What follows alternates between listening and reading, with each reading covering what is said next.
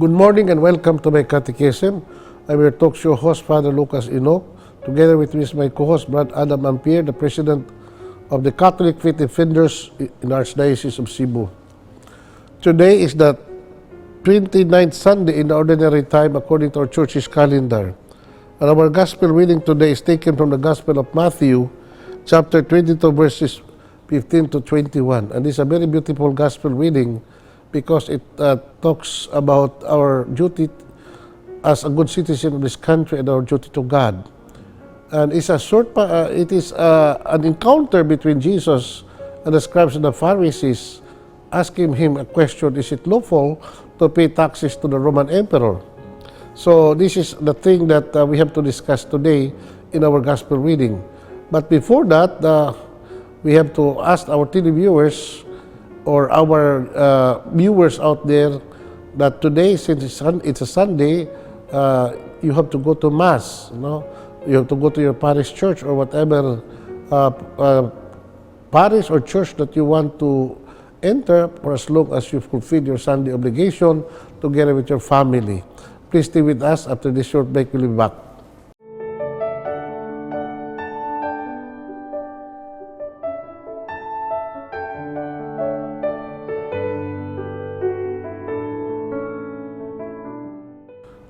Thank you for staying with us. May buntag, Brad Adam, may buntag sa itong mga viewers. Salamat sa Diyos, Brad, nga gitagan ta niya may panahon karon. Medyo wala na uwan, wala na sa bagyo. So, it seems that our weather condition is fine. So, pasalamat ta din ng mga kagayon ng hatagan sa Ginoo.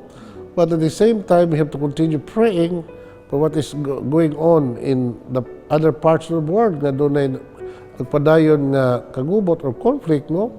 A war between Russia and Ukraine, a war between the Palestine and the Jewish people. Actually, but it's not a war between the Israelis and the Palestine, but it's a war between the Israelis versus the terrorist group called Hamas, no? So, daghan na kaayong mga kinabuhi na kalas, daghan na kaayong mga infrastructure nga na-destroyed as a consequence of this conflict. The whole world is waiting for what would come next days or days to come, what would be the result, no? The consequence of this conflict. Really lang unta di mo escalate sa other parts of the world, especially Middle East, because we cannot afford for another war, no? Especially if this war would result into a battle between big powers, no, Brad? Di ba ta, Brad, nga kung maabot na gani ang dakong gubat, mahimo na din World War III. So, para na ko, it would be the end of human civilization. Kay karong panahon na, Brad, kung magubat na ang mga tao sa kalibutan, it would be a mutual destruction natong tanan, no? So, there will be no winner in this particular war. Actually, Brad, kanang gubat, matawag na ito, mananaog. Ang tanan, puros magyod pilde. Although, assuming di doon makadaog kay other nation would give up or surrender, but both warring parties, sinatig yun, og dagkong kadaot, a lot of people would die, both sides, no? And this is something that we have to avoid as much as possible. Mauna, karong panahon na, Brad, kanang, I think we need God to intervene in our life, no? Because we've been praying for peace, but peace is very, very hard to achieve. No? Tinawag ginagi ko ni sa Ginoo to St. Faustina in the Diary of St. Faustina, Divine Mercy, mingon, the world may only learn peace if only come to be with trust. Ano? Diya lamang ang kalimutan, muduol ka diya, uban ang paglaom o pagsalig, kay diha lamang sa kaniya ang matuod nga kalinaw. Tingnan mo na, Brad.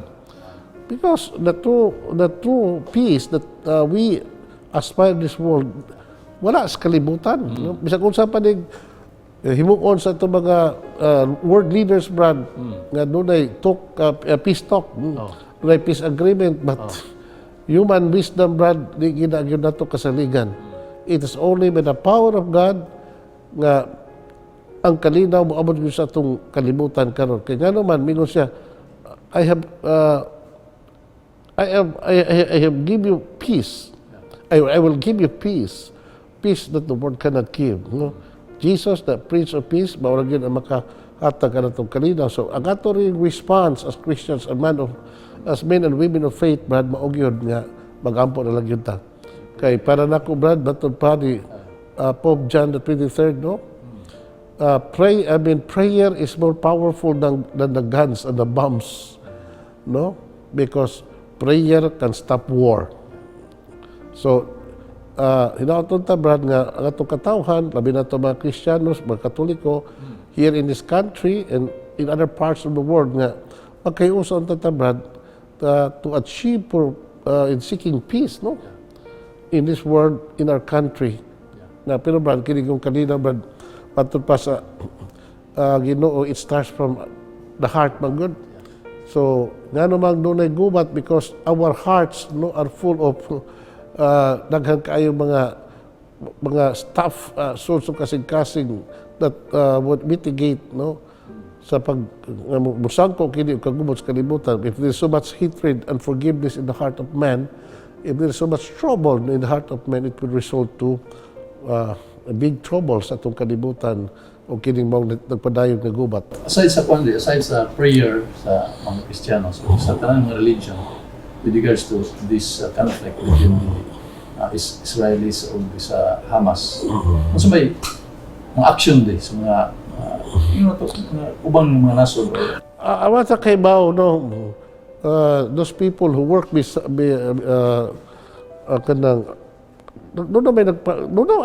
firmly believe, Brad, no, that much of our world leaders today, no, nagkikitawag og back channel negotiation, no. I'm sure that the big nations of the world, like the United States, China, Russia, and other big players sa kalibutan karon, Brad, they're really trying to work hard in order to stop escalation, no. May tabo sa baong kagubot in the Middle Ages, in the Middle East, no? Unya, Brad, we don't know what actually what happened because we don't know what happened behind the scene. Pero I would believe that there are a lot of people, no, government leaders, no, working hard in order to negotiate for a lasting peace. Hopefully, it will bear much fruit, no? So, mao na kita mahimo ba kita nga wata dito gyud sa actual situation, layo ra ta sa bawang hitabo, ang ato mahimo ra gyud ang pag-ampo because prayer again as Christian is very powerful. Okay. Karon ba ato nang paminaw to ebanghelyo, no? The Lord be with you. A reading from the Holy Gospel according to Matthew. The Pharisees went away considering how they could trap Jesus by his own words. They sent to him their disciples along with members of Herod's party, saying, Master, we know that you are an honest man and truly teach God's way. You are not influenced by others, nor are you afraid of anyone. So tell us what you think. Is it against the law to pay taxes to Caesar or not? But Jesus understood their evil intentions and said to them, Hypocrites, why are you trying to trap me? Show me the coin with which you pay taxes. They showed him a silver coin, and Jesus said to them, Whose head is this?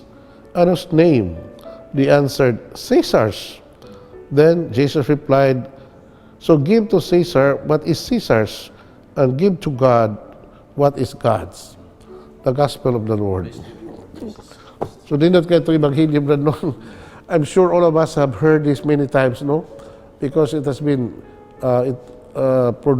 proclaimed in our churches, no? In some points of our liturgical season. Unya, nagsab nagtuon din yung mga bahinas kasulatan, Brad, no? So the question is it lawful to pay taxes to an emperor or Caesar? Kini, Brad, no, kini maong baghilyo karon kung atong susihog yun, no, grabe kaayo ang opposition sa mga Parisiyo, magtutunos balaod, and even the Herodian parties, man. Yeah. In ordinary times, scribes and Pharisees cannot go together. they cannot agree in many things in their life. Yeah.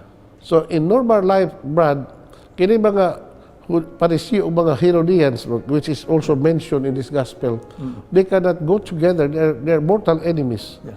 But in their desire to eliminate Jesus, in their desire to destroy Jesus, no, nakahiusa sila, Brad, no, in finding ways to attack the Lord and eventually lead him to his destruction. Yeah. Now, this question of paying taxes to the foreign emperor, to the foreign power, Yeah. sa panahon sa itong Ginoo, mo nagitawag the hotly debated issue, whether to pay taxes to the emperor or not. Yeah. Nagigamit ni kapitalize ni siya mga kaaway, the scribes and the Pharisees, including the Herodians, aron nga makita nila og lungag nga ilang matrap ang atong Ginoo. No?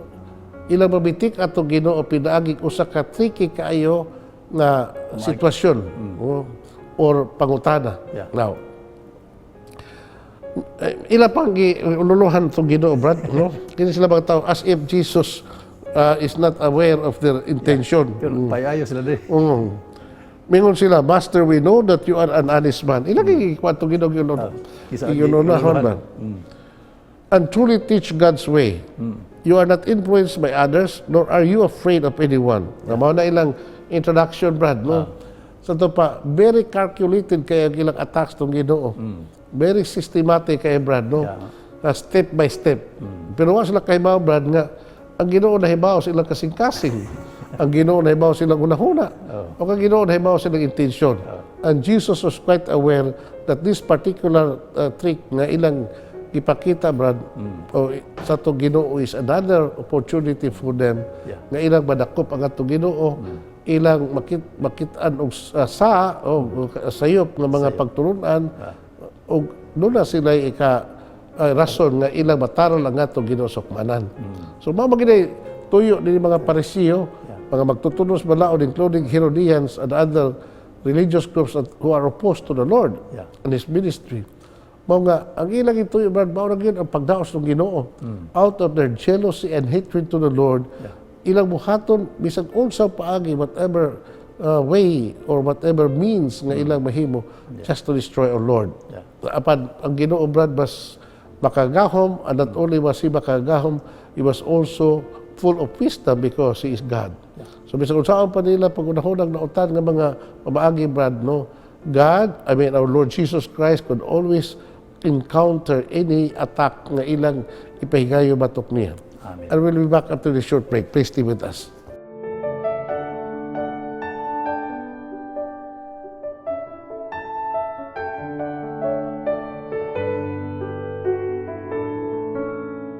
Thank you for staying with us, Brad Adam, at nang padayon ang atong reflection and discussion sa Ebanghelyo. Pero kanang Ebanghelyo karon padre, dili na siya katong paras niya aging kuan lang mura og pasumbingay.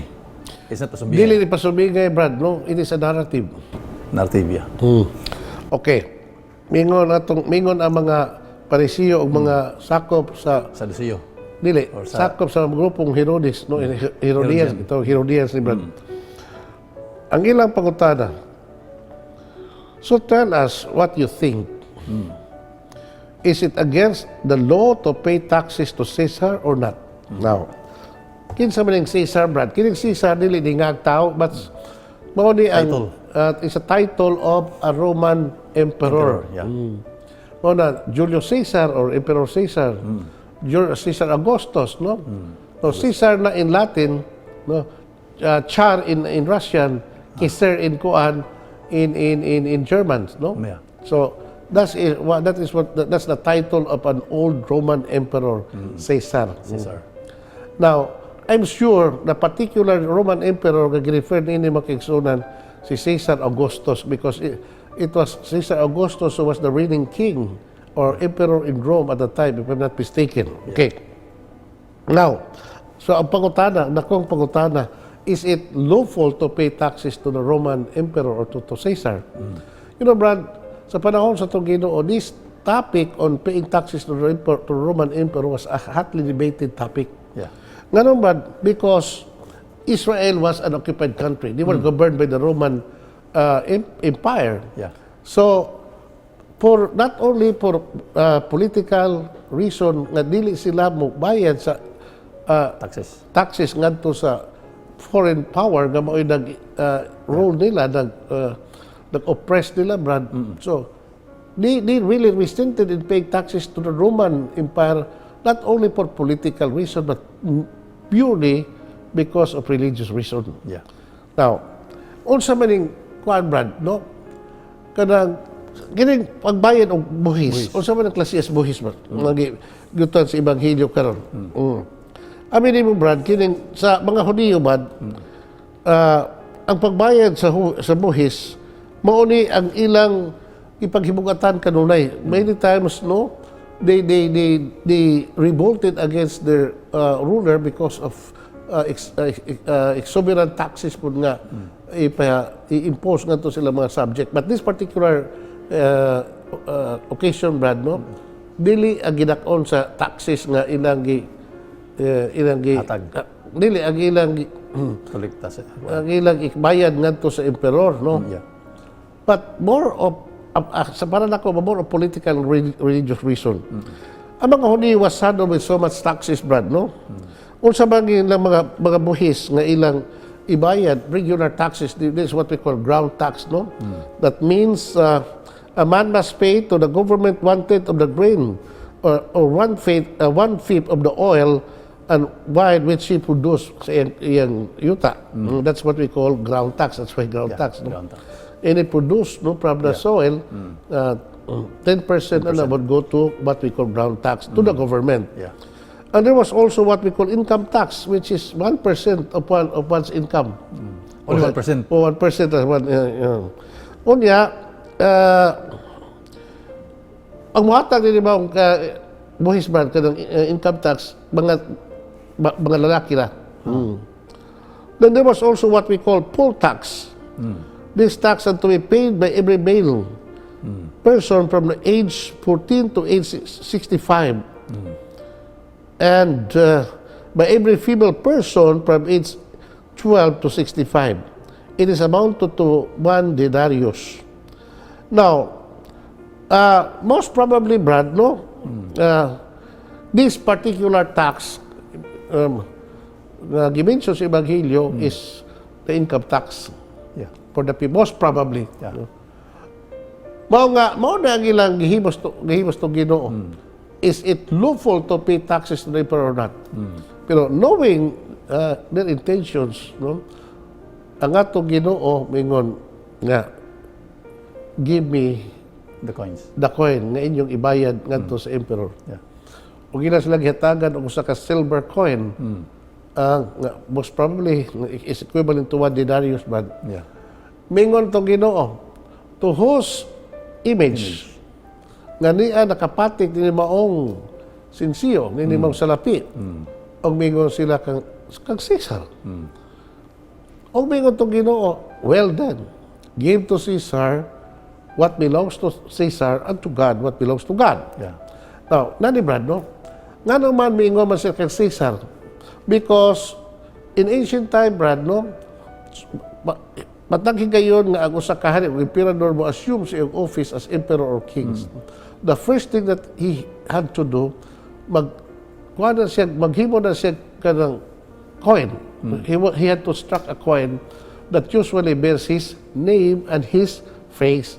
So for all practical purposes, coins or currencies, no, is a property of the king or the emperor. So mingon nga kang king saman kay nga naman ang maong sinsiyo iya gito sa emperador or hari nga nagmando ni ng panahon na. Sa Roman Empire. Okay. Natural ang ilang pangutana Caesar. Yeah. Okay. Mingon to Ginoo. Oh, ay na mo kabalaka na whether it is lawful or not, what is important is that you have to pay tax to the emperor because that belongs to him. And you also have to be remembered that there are things that you owe to God. Yeah. And that too you should give that to him, to God. So, mao na, Brad, nga Nining maong tubag sa itong Ginoo, He give us a principle, an eternal principle, brad, that there is no conflict between our loyalty to our earthly king Yeah. and to our heavenly Heavenly king. king, yeah. Because, no, this is the principle that we always believe, that as Christians, men and women in this world, Yeah. we have what we call double citizenship. Yeah. We are citizens of the kingdom of this world, Yeah. and we also are citizens of the kingdom of heaven. Amen. Okay. So, both citizenship, Brad, atong to comply ang atong Obligation. duty and obligation. So, there should be no conflict whether to pay taxes to the emperor or to pay taxes to God.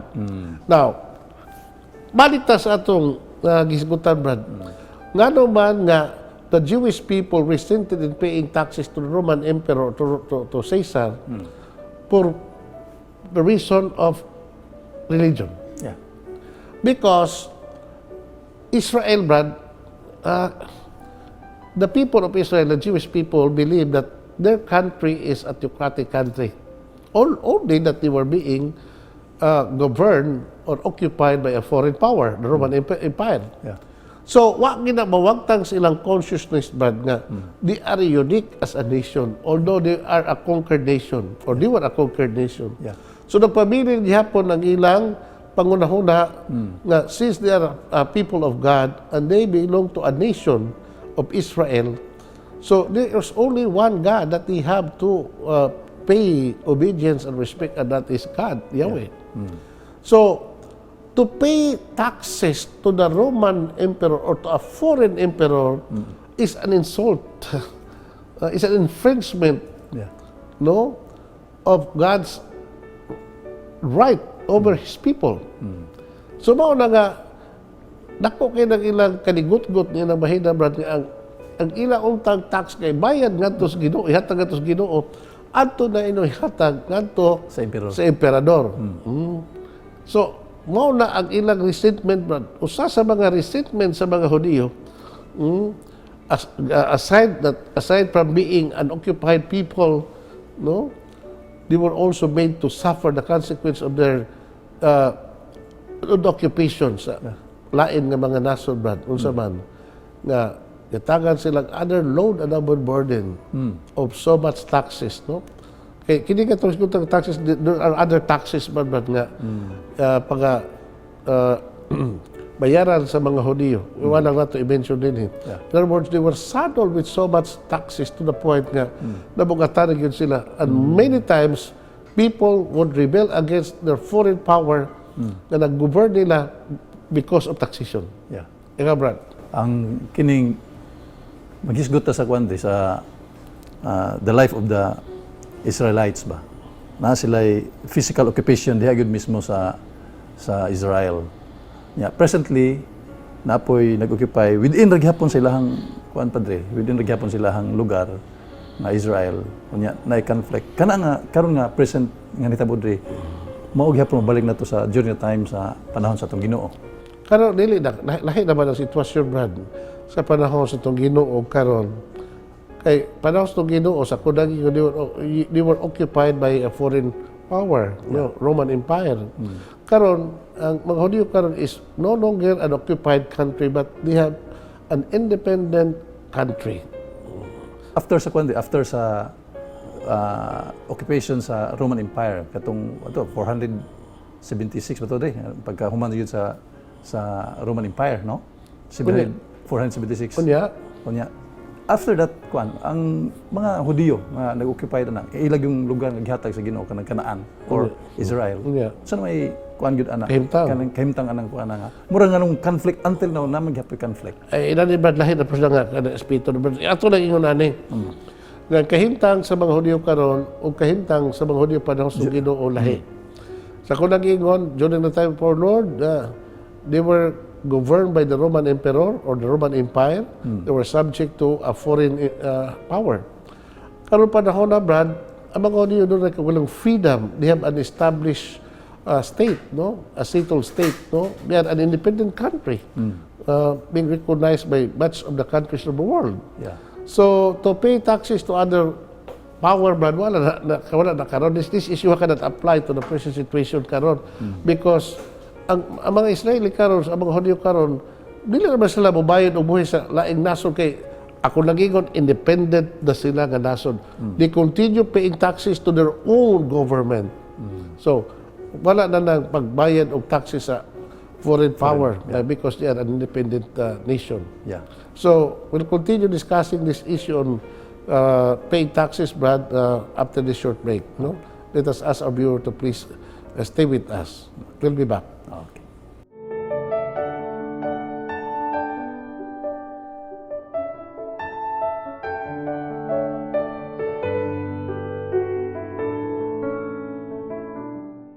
Thank you for staying with us, Brad Adam. Yes, Father. Nato nang tukion ang Ebanghelyo. We are now towards the end of our episode about paying taxes karong panahon na, Brad, no? As we all know, this principle that is being laid down by Jesus in our gospel is very much applicable to our situation today. Nga naman, because all of us are citizens of our individual countries. Yeah. The church today, nga, milukop na sa tibok kalibutan. Yeah. No, Catholics can be found in every country in the world. So what would be our duty as good Christians, as good Catholics? Sama sa gitunos ng Ginoo mao ni nga, since we have a double citizenship, so we must be faithful to both our citizenship to God and to our country. Yeah. No. So, ginaingon, Brad, since we have a double citizenship kita, we are citizens of this country in which we happen to live. Yeah.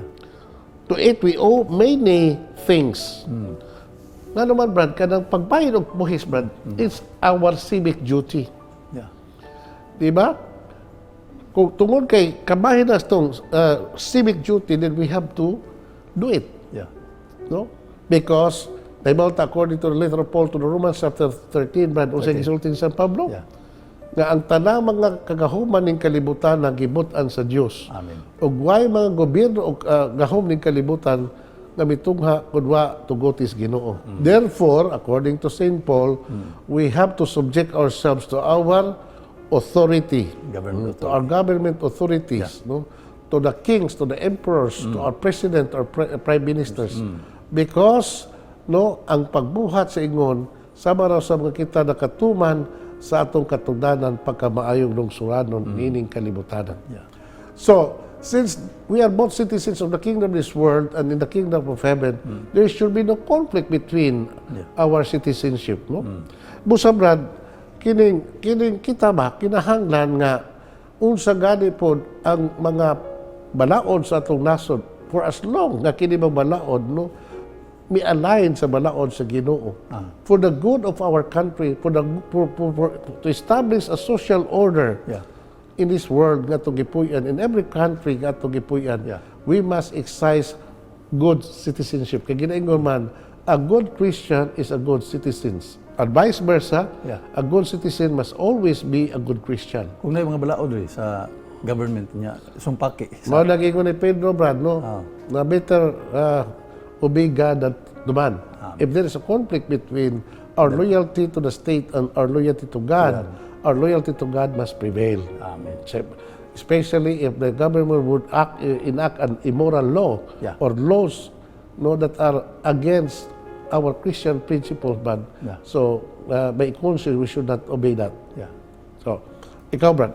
Sakto na di kay daghan magayo conflict ang civil law sa ecclesiastical laws. Like for example sa law on kining artificial birth control. Nakita simbahan nga it is really immoral laws. So ang simbahan naghawag sa mga katawhan, lamang ang mga katawhan di mo patuo kay daghan man kayo mo obey sa dunay panahon, Brad, nga ang mga tao, Brad, mas motuo pas gobyerno kaysa sa simbahan. Inyo na di conflict man gid sa di. Mo lagi nga ikaw, if you are a Catholic, let's talk about other Christians. If you are a good Catholic, you must be a faithful Catholic. Meaning to say, na imong i-uphold ang imong Catholic principle and you should never compromise ang imong Catholic principle in favor of other principles that are contrary to our what we dear hold, no, what we hold dear to our Catholic faith, no. Yeah. So mo na, no. Nya kini brad may principle brad mo nigingon. We owe to the government a lot. Yeah. Because unsa may where indebted to government in what aspects atong kinabuhi brad. There's so many. Yeah. For example, public services, no?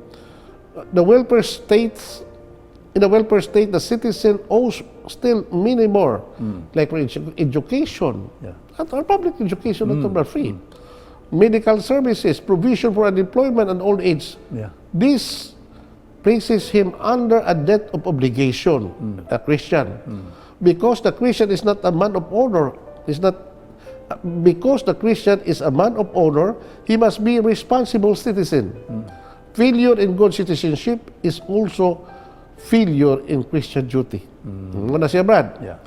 So, dako gid kaayo ang mga kagubot, Brad, nga may tabos kalibutan, and even in our society, kung kita mga Katoliko o mga Kristiyanos nga lumunupyo ng atong nasod, dili na motuman sa balaod sa atong gobyerno. Daghan, there would be chaos. Yeah. There would be sedition. Yeah. There would be untold miseries Yeah. if laws are not being observed in this country.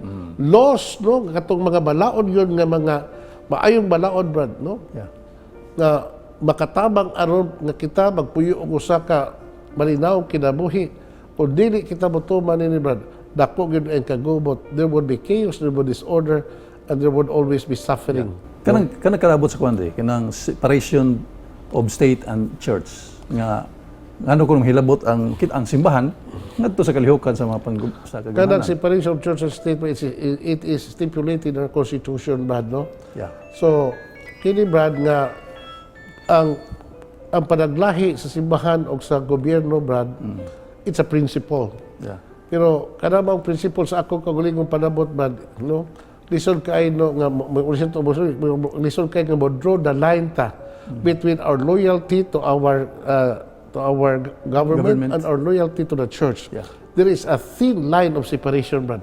Nga naman, kay ang gobyerno o ang simbahan, nagkauyon man nga sa pag-propose o mga balaod para sa kayuhan sa mga tao. Now, pananglitan, Brad, kung doon ay mga kayuhan, doon ay mga principles, doon ay balaod sa gobyerno, programa sa gobyerno na makaayo sa natong tanan, then the church would support. Yeah. No? And not only would support, the church would encourage. Yeah. But kung doon ay mga prinsipyo sa gobyerno, Brad, na contrary to our principle, Sa church. by all means, we should not do that. Because it would endanger our salvation. So mo na yung question na karon. Mao na nga karon, Brad, mo na yung clash, magka-clash gyud from time to time. Mao na nga, because we are a Christian state, we're a Christian country, it should be that both the state and the church would go hand in hand. They would dialogue, no? They would come together, no? To craft certain rules or certain laws of this country na makayo nato, not just as citizen of this country, but also as members of the church. Amen. Now, para nako, Brad, kanang separation of church or state, mauro na akong pagsabot nga, the state would not favor any particular religion. Mauro gina, Brad, the state would not grant special treatment to any particular religious group. Yeah. And the state would not use its resources, no, or money, no, for the exclusive use niya ng usa ka simbahan. Okay. Mao na, Brad. No, para nako mao na line of separation, Brad. Okay. Nga walay gipinig ang usa ka gobyerno sa usa ka religious organization. So there should be equality before the law sa tanang mga religions dining atong nasod, Brad. Unya, ang atong gobyerno dili mohatag og special treatment in any particular religion. Yeah. So equal ang pagtagad sa gobyerno. Kaya Unya, mao na siya kay ang mga resources sa gobyerno og tuwa sa like for example sa Catholic Church mamikinadak-an. Kung doon na po yung mga activity sa simbahan, Brad, internal activity simbahan, internal law sa simbahan, for as long as it will not go against the the law of the state, but Yeah. the government should not interfere, no? Sa makalihukan sa simbahan nga exclusively for the church, no, activities and church affair. Di lang maghilabot ng gobyerno, ana. So mao ra ko na, Brad. No?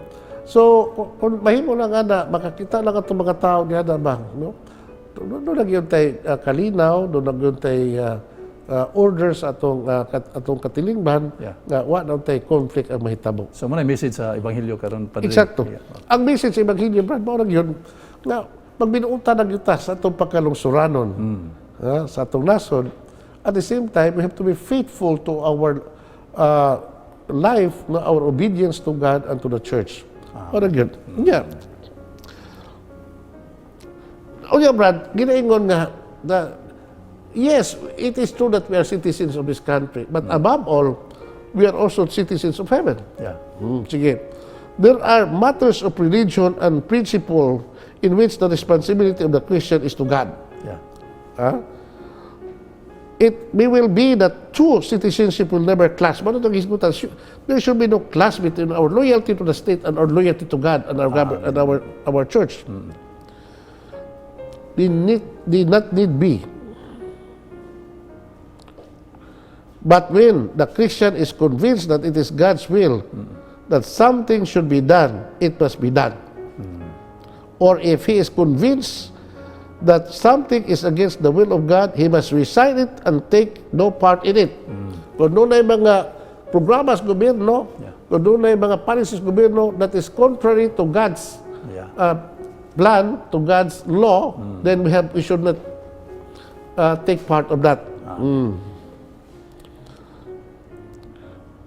That is for man's conscience, Brad, no, to distinguish kain ini mo sakto o kain ini dili. Busa, ginahanglan ato exercise ang atong freedom of making decision, but our decision should be enlightened by the truth of the gospel. Amen. Para ginapirmi, Brad.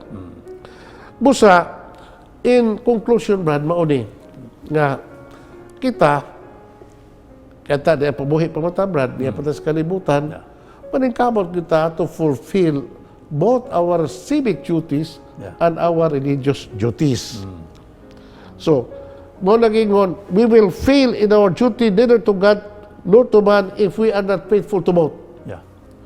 Meaning to say, each of us Christians must heed or must obey what Saint Peter said in his first letter. Chapter 2, verse 17. Unsa may gisulti ni Pedro? Fear God, honor the emperor. Di ba? Kahadlok ang Diyos o tahora ang emperador. That's a very simple advice of Saint Peter, Brad, no? Yeah. So, fear God and honor the emperor. Then there would be peace. Amen.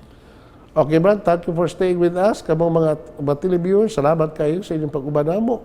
Sa tanang mga programa mo nini sa atong social media, hinaot nga sa kanunay magpabilin ka mo nga muuban mo o nga inyong buksan kanunay ang inyong media platform, the YouTube and Facebook, no, My Catechism. Yeah. And this is something that we always do every week. Yeah. But Adam and Pierre will continue this program because we consider this as our mission to spread the good news of the kingdom of God via social media. You are part of this program. Yeah. The Lord be with you. And with your spirit. May Almighty God bless you, the Father, the Son, and the Holy Spirit. Amen. Amen. Thank you and good day. Praise the Lord.